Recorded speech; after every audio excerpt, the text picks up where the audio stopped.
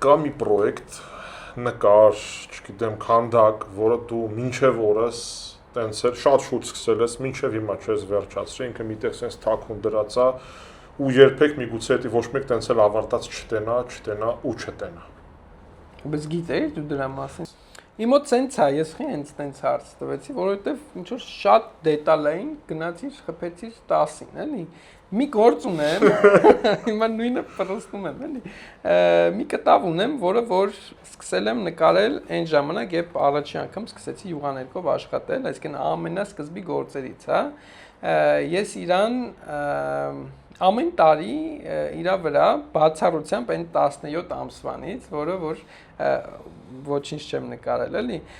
Ես ամեն տարի կամ ինչ որ ամեն ժամանակաշրջանում եք, երբ իմ կյանքում ինչ որ շոշափելի փոփոխություն է կատարվում, ես այդ կտավի վրա ինչ որ փոփոխություն անում եմ, ու ամբողջ միտքն է, որ այդ կտավը ավարտվի այն ժամանակ, երբ իմ օրգանիզմի կենսաֆունկցիոնալ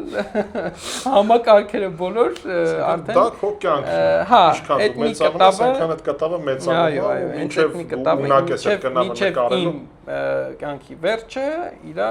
կյանքի վերջն է լինելու, բայց ինքը ի տարբերություն ինձ կապրի հավերժ կամ գոնե մի քանի 100 տարի, չգիտեմ ինչքան կդիմանա, այդ էլ արվեստի ամենամեծ առավելությունն է անմահության տարբերակը։ Оставить след в искусстве после себя, sense ես հայերենից այդքան չեմ կարող ճիշտ վարել։ Ես հասկանում եմ։ Վերջը, այտենց մի գործ ունեմ, իրա վրա շատ փոքր, հնարավոր է մի 6 ամիսը մեկ գնամ մի հատ բան փոխեմ, բայց չգիտեմ, այտենց բան եմ մտածել, բայց որ այտենց գնացիր հենց խնձորին խփեցիր նետով, չգիտեմ։ Շատ ուրախ Խիտ են եղավ։ Հա, ունեմ ցուցահանդեսներին չեմ ցույց տալիս այդ գործս, ուղղակի այտենց մի անկյունում դրած է։ Կյանքի ներսում հոգու ներսում։ Չգիտեմ ինչքան կապրեմ, եթե երկար ապրեմ, ուրեմն կտավի մեջ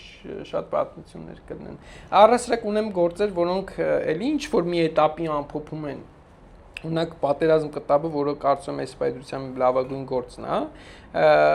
ամբողջ պատերազմի իմ տեսածի, լսածի, զգացածի ամփոփումն է, մեկ կտավի մեջ, այդ նույն սկզբունքով նաև այլ այդ մյուս կտավն ունեմ, որը որ իմ կյանքի ամփոփումը կլինի, այնպես որ եթե կարճ պատասխան այո։ Լավ, շատ կարճ է։